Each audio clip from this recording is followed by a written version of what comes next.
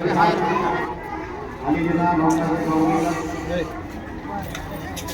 खान सलीम साहब मौजूद हैं, उनसे हम गुजारिश करेंगे कि वो भी अपने विचार अपनी सोच हमारे घर से स्कूल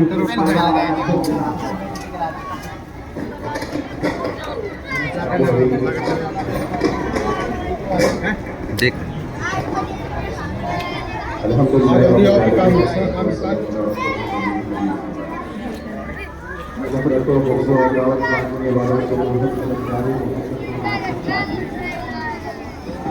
यहाँ की हाजिरी हम लोगों की खुश आमदीद करता हूँ और मेरी मुबारकबाद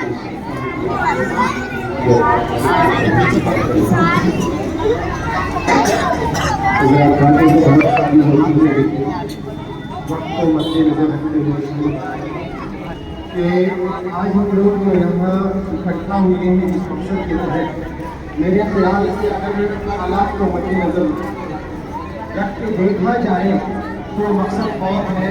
उस मकसद से भी हासिल हुआ है। खास तौर से मैंने तलब कर लिया,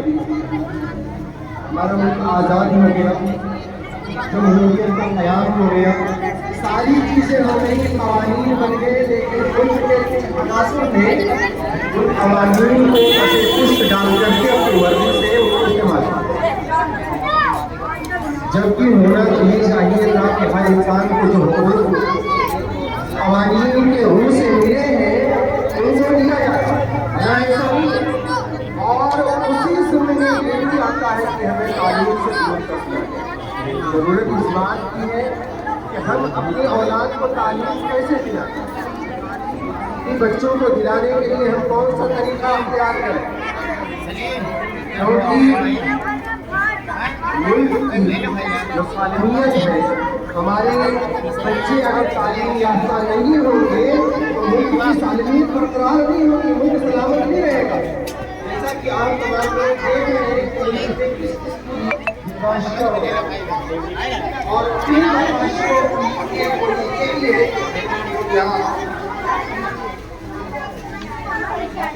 और इस यौम जमहूरी के ताल्लुक से कुछ न कहते हुए मैं सिर्फ उससे बड़े तो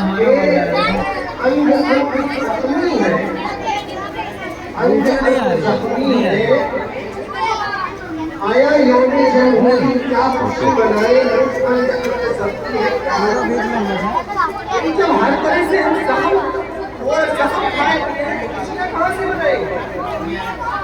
अगर हम चाहेंगे कि आने वाले दिनों में हम खुशी मनाने के काबिल हो, खुशी मनाने के लायक हो, हमारी जिम्मेदारी सबसे बड़ी है कि हम अपने बच्चों को तालीम दिलाएं, और तालीम ऐसी होनी चाहिए जो दीनी एतबार से भी हमारे दुनियावी एतबार से होने वाली है। दीनी एतबार से कारआमद होने वाली तालीम, दुनियावी एतबार से कारआमद होने वाली तालीम हमें कहाँ मिलेगी? हमें वो जगह ढूंढना पड़ेगा, वो ऐसी जगह हमें ढूंढनी पड़ेगी जहाँ दीनी और दुनियावी तालीम दोनों एक साथ में मिले। अगर हम अलग अलग ढूंढने जाएंगे तो हमारे पास वक्त नहीं है कि अलग अलग जगहों में जाकर के लोगों को तालीम दे सके। एक ही जगह में वक्त की भी बचत होगी और हमें ज्यादा चीज होगी। और इसी बात को मद्देनजर रखते हुए रोशन खालिद साहब जो इस्लाम के मैनेजर और स्कूल बानी वजारी सब कुछ नगर के भी यहाँ भी अंतना है, इसलिए हम तमाम लोगों की जिम्मेदारी है कि उनके साथ शाना बशाना, ताने गिरने, कदमे सुखने, हर एंगल से साथ रह करके अपने बच्चों को यहाँ भेजने की कोशिश करें और काली साहब का साथ दें, ताकि हमारे आने वाली जो नस्ल है वो नस्ल फलाह और कामयाबी तक पहुँचे। अल्लाह से दुआ है कि बारी ताला इस अदारे को काफ़ी तरक्की अता फरमाए और कारी साहब को सेहत और तंदुरुस्ती अता फरमाए, ताकि वो इसी तरह से अदारे के लिए कोशा रहे और अदारे को आगे बढ़ाते रहे। अस्सलाम वालेकुम रहमतुल्लाह। चालू नहीं कर अरे तो क्लियर और क्लियर है। और पढ़ करके इस देश का ऊपर भविष्य बुलाइए। अपने माँ बाप का भविष्य बनकर वो भविष्य अपना खुद का उज्जवल करके जब देश के अंदर अपना नाम रोशन करेंगे तो उनसे पूछा जाएगा कि दुनिया की पढ़ाई आपने कहाँ से की तो बताएंगे बसंत कुछ कानूनी में एक पब्लिक स्कूल है जहाँ से मैंने तालीम हासिल की, जहाँ के टीचरों ने इतनी अच्छी तालीम दी कि आज देश के लोगों पर मेरा नाम जो है वो उस गुजरात का बेटा है। साथियों को खास करके गुजारिश करूँगा कि यहाँ के आस पास के होना चाहिए और होना जरूरी चाहिए था इसलिए बारिश की पहली बूंद की तरह बसंत कुछ कॉलोनी में जो ये स्कूल आया है इस स्कूल को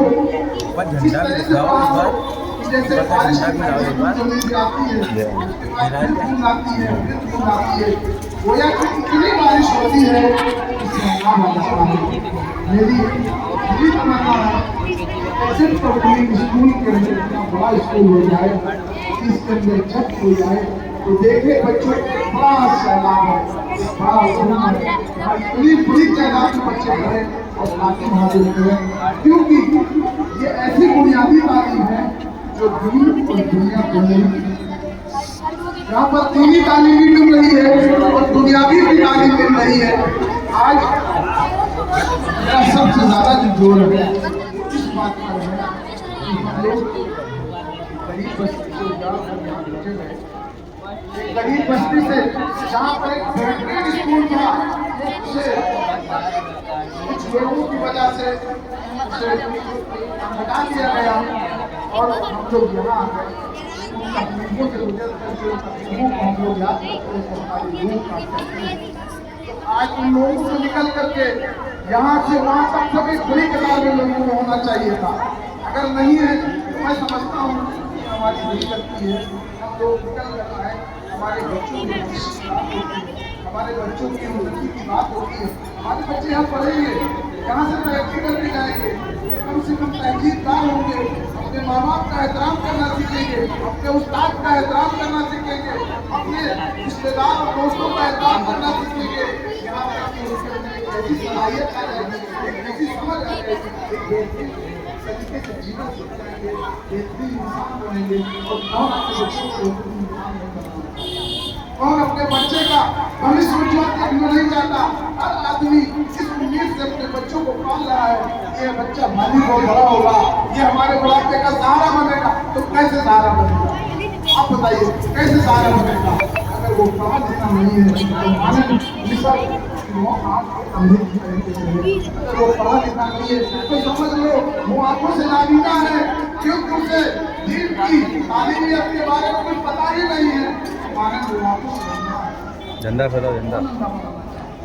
मैं ये पूछना चाहता हूँ अपने बच्चों को कौन अंधा बनाना चाहेगा, कोई नहीं बनाना चाहेगा। इसलिए मेरी एक गुजारिश है, मेरा एक जो गुजारिश है कि अपने बच्चों को ऐसे स्कूल में भेजो जहाँ से वो बच्चे निकल कर जाएंगे किसी भी मैदान में किसी भी जगह पर वो जमकर स्मार्ट तरीके से बात करेंगे, सामने कोई भी हो तेज तर्रारी तरीके से बात करेगा क्योंकि वो इल्म की जानकारी है और अगर इल्म की जानकारी नहीं है तो दूसरों का भी कागज मिलेगा कहना बात नहीं करेगा भाई मेरा ये काम कर दो क्योंकि वो पढ़ा लिखा नहीं है। अगर उसे पढ़ाना तो कम से कम आप एक वक्त की रोटी खाओ, एक वक्त पेट को दाग कर ले लो, लेकिन अपने बच्चों को स्कूल भेजने का काम करो, अपने बच्चों को स्कूल भेजने का काम करो। अगर आपके बच्चे पढ़ जाएंगे आप यकीन मानिए आपका भविष्य उज्जवल हो जाएगा, आपके बच्चों का भविष्य उज्जवल हो जाएगा। बच्चों देखते हो और इन्हीं मासूम बच्चों में कोई जानता है किसका भविष्य क्या है, कोई नहीं जानता। इसी में से कोई आलिम बनेगा, इसी में से कोई मुफ्ती बनेगा, इसी में से कोई फाजिल बनेगा, इसी में से कोई IAS बनेगा, इसी में से कोई PCS बनेगा, इसी में से कोई जज बनेगा, इसी में से कोई डॉक्टर बनेगा, इसी में से कोई बहुत बड़ा देश का नेता बनेगा।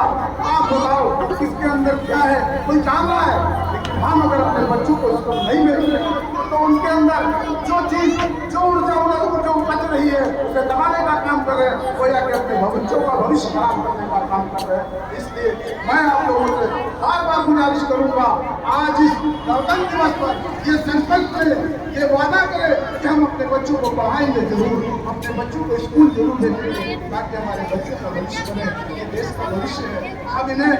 हटाए नहीं, इन्हें पढ़ाए, ये हमारे देश का नाम रोशन करेंगे। जहाँ भी जाएंगे अपने माँ बाप अपने खानदान का नाम रोशन करेंगे। मैं बहुत कभी बात नहीं कर सकता, मेरे साथ सामने एक से बेहतरीन वर्मा है और वो बहुत ज़्यादा हम लोग के बारे में सुनाते हैं। मैं इन बातों के साथ अपनी बात को खत्म करते हुए ये कहूँगा कि आप सब लोग, बिल्कुल सब लोग जी जान से सबको सब्जेक्ट पर स्कूल के भेजने का काम करना, इसी के साथ मैं यूँ कहूँगा कि शेर मेरे दिमाग में आया था और मैं कहना चाह रहा था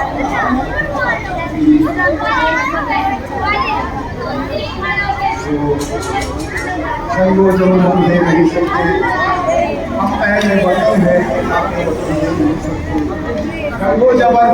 हम ले नहीं। हमारे मदरसा के सुन्नत नूरुल इस्लाम के मुहक्कम उस्ताद हज़रत अल्लामा मौलाना सुहैल साहब मिज़राई, प्रिंसिपल मदरसा के सुन्नत नूरुल इस्लाम, हमारे दरमियान हमारे हमदर्द कौम मिल्लत एफजल पब्लिक स्कूल के प्रिंसिपल आली जनाब मास्टर महीन अली साहब और हज़रत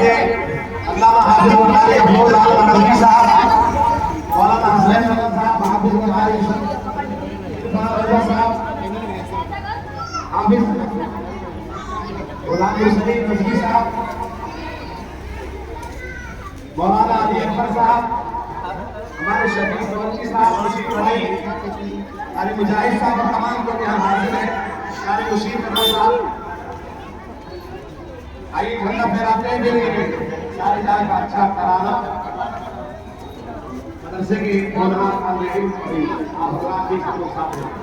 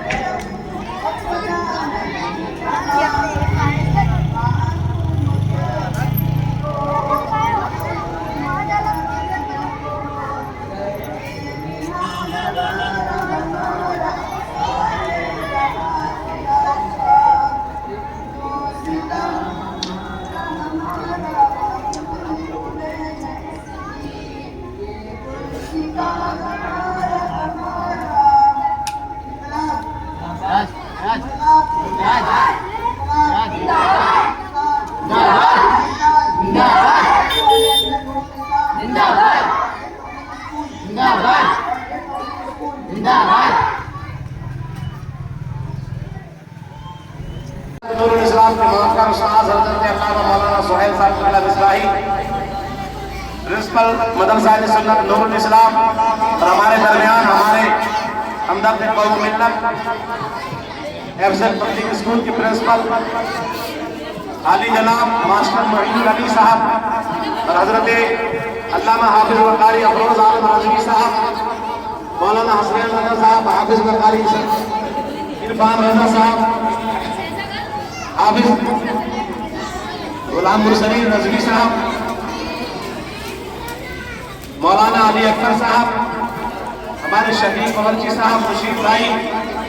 अली मुजाहिद साहब और तमाम लोग यहाँ हाजिर हैं, सारे मुशीद रजा साहब। आइए झंडा फहराते हैं मेरे सारे जहाँ का अच्छा तरारत मदरसे के होनहार तालिब इल्म आप हजरात भी सब लोग साथ हैं।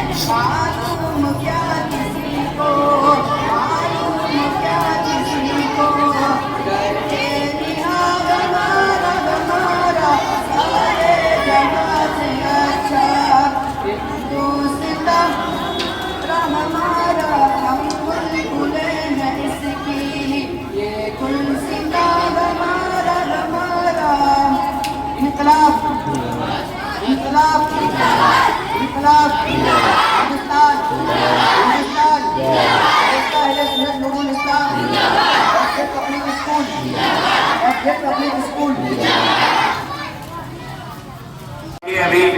ठंडा के बाद अभी हमारे अकबर नगर जन सेवा समिति के अध्यक्ष आली जनाब इफ्तिखार साहब, वरिष्ठ उपाध्यक्ष आली जनाब यूसुफ साहब और मामूदर भाई और हमदर्द कौम मिल्लत आली जनाब डॉक्टर शादाब साहब और हमारे मोहम्मद साहब और खान मोहम्मद शबीर साहब जो हमारे एफजेड पब्लिक स्कूल के ऑर्डिनेटर हैं, तमाम लोग हाजिर हुए। जितने भी लोग हमारे यहाँ मौजूद हैं सब के सब हमारे मोहल्ला अकबर नगर के रहने वाले हैं। हम आइए इस मौके से हमारे अकबर नगर जल सेवा समिति के जो अध्यक्ष साहब हैं इफ्तिखार भाई, उनसे गुजारिश करेंगे कि वो तशरीफ लाएं और हमको सभी हजरात को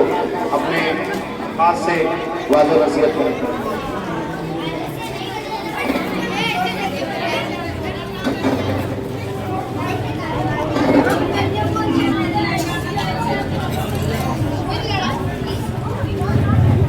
आज गणतंत्र दिवस पर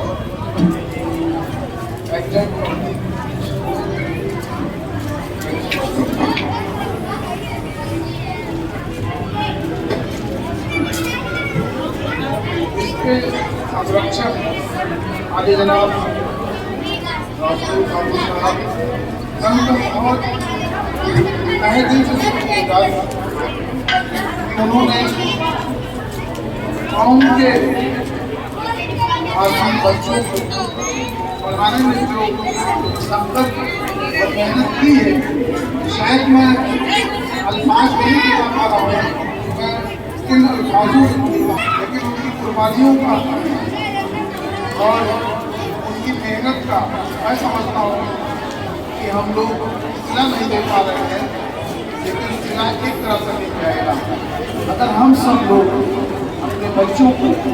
एफजेड पब्लिक स्कूल में भेजने का काम करेंगे और वो बच्चे पढ़ लिख जाए और पढ़ करके इस देश का भविष्य बनेंगे, अपने माँ बाप का भविष्य बनकर बन करके जब देश के अंदर अपना नाम रोशन करेंगे तो उनसे पूछा जाएगा बुनियादी पढ़ाई आपने कहाँ से की, तो बताएंगे फसल कुछ कॉलोनी में एक एफजेड पब्लिक स्कूल है जहाँ से मैंने तालीम हासिल की, जहाँ के टीचरों ने अच्छी तालीम दी कि आज देश के लड़कियों पर मेरा नाम वो उस बुनियाद का बचा। साथियों, मैं खास करके गुजारिश करूँगा यहाँ के आस पास के आवाम के साथियों को ध्यान होना चाहिए और होना जरूरी चाहिए था। पता है क्यों? ये बारिश की पहली बूंद की तरह बसंत कुछ कॉलोनी में जो ये स्कूल आया है, इस स्कूल को इस तरह से बढ़ा दो कि जैसे बारिश की पहली बूंद जमीन में आती है, उसके बाद फिर बूंद आती है, फिर बूंद आती है, गोया कि इतनी बारिश होती है कि सैलाब आ जाता है। मेरी तमन्ना है एफजेड पब्लिक स्कूल के अंदर इतना बड़ा स्कूल हो जाए, इसके अंदर छत हो जाए तो देखे बच्चों का एक बड़ा सैलाब है, एक बड़ा हुजूम है, इतनी बड़ी तादाद में बच्चे पढ़े और तालीम हासिल करें, क्योंकि ये ऐसी बुनियादी तालीम है जो दीन और दुनिया दोनों यहाँ पर दीनी तालीम भी मिल रही है और बुनियादी भी तालीम मिल रही है। आज मेरा सबसे ज़्यादा जोर है वो इस बात का है कि हम लोग गरीब बस्ती से उजाड़ कर यहाँ पहुँचे गए, एक गरीब बस्ती से जहाँ पर एक और समझाया मोहल्ले वालों को, आप सभी हजरात इस तरह नसीहतों को अमल करें और कोशिश करें कि आधी रोटी खाएंगे, बच्चों को पढ़ाएंगे। जैसा कि अध्यक्ष साहब ने कहा कि आप लोग संकल्प लेकर जाइए, वादा करके जाइए कि आप लोग जरूर एफजेड पब्लिक स्कूल में मदरसा नूरुल इस्लाम में अपने बच्चों को भेजेंगे। हमारे साथ में हमारे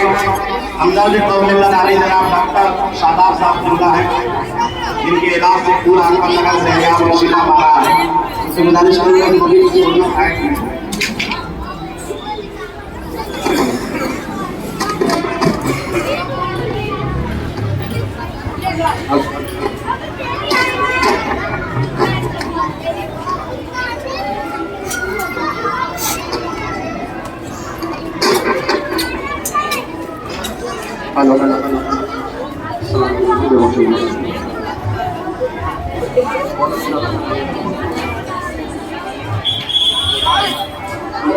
बहुत बड़ा काम दीन और दुनिया दोनों तालीम है ना। ये जो हमारे बच्चे इधर उधर घूम रहे हैं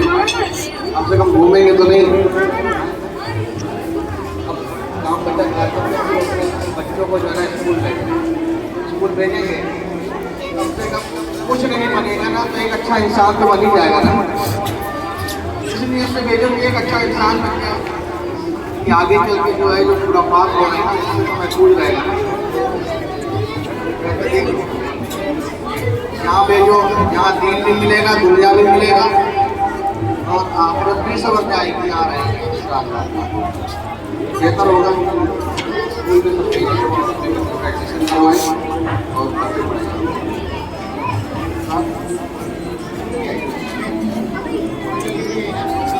हमारे सामने एफजेड पब्लिक स्कूल के कोऑर्डिनेटर साहब अली जनाब हमला डॉक्टर खान शमीम साहब मौजूद हैं, जिनसे हम गुजारिश करेंगे कि वो भी अपना विचार, अपनी सोच हमारे एफजेड पब्लिक स्कूल के तलबा और बच्चों के साथ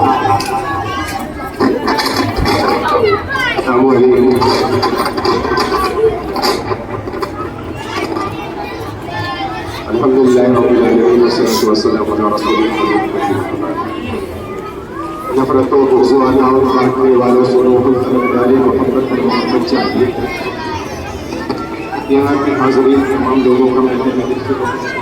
खुश आमदीद करता हूँ और दिली मुबारकबाद पेश करता हूँ कि आप लोग की औकात से हज़रात बातें तो बहुत सारी होती हैं, लेकिन वक्त को मद्देनज़र रखते हुए अच्छी बात है कि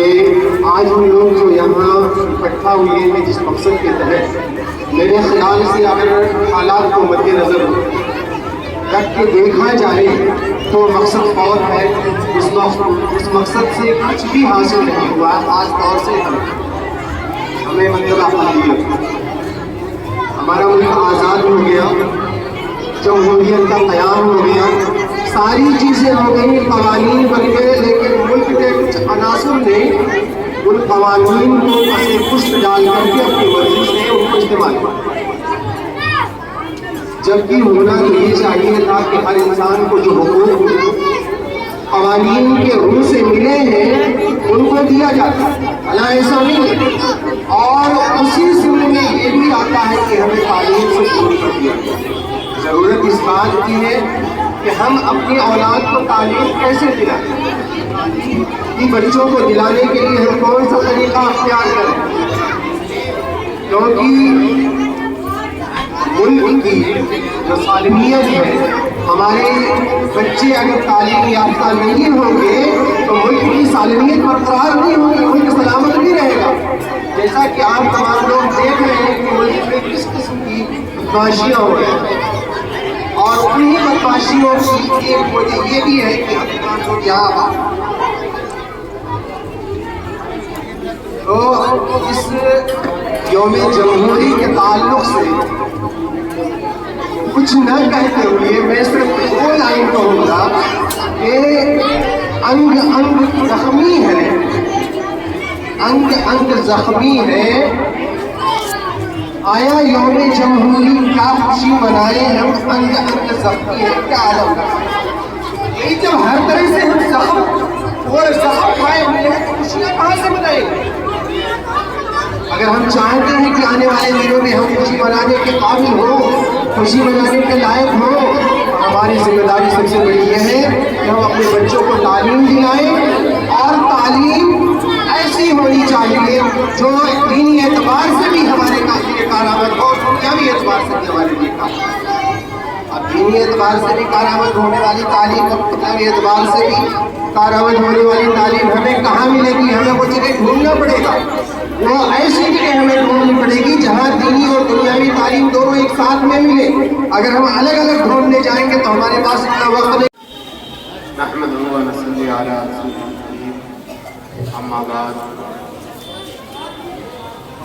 मोहतरम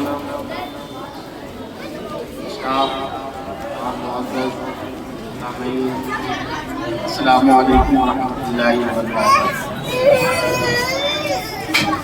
बड़ी खुशी की बात है कि हम सब लोगों ने आज यौम जमहूरिया के मौके से इकट्ठा हुए हैं। जैसा कि आप लोगों को मालूम है कि हमारा ये हिंदुस्तान 15 अगस्त 1947 को आज़ाद हुआ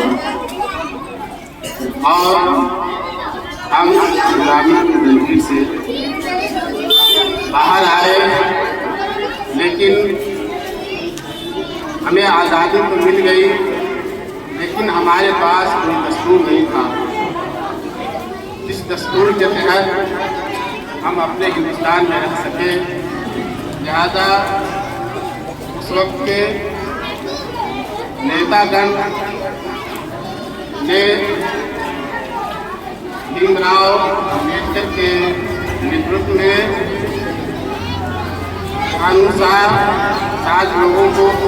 एक कमेटी बनाई और सरपरस्ती में डॉक्टर अम्बेडकर भीमराव की सरपरस्ती में कमेटी ने लगभग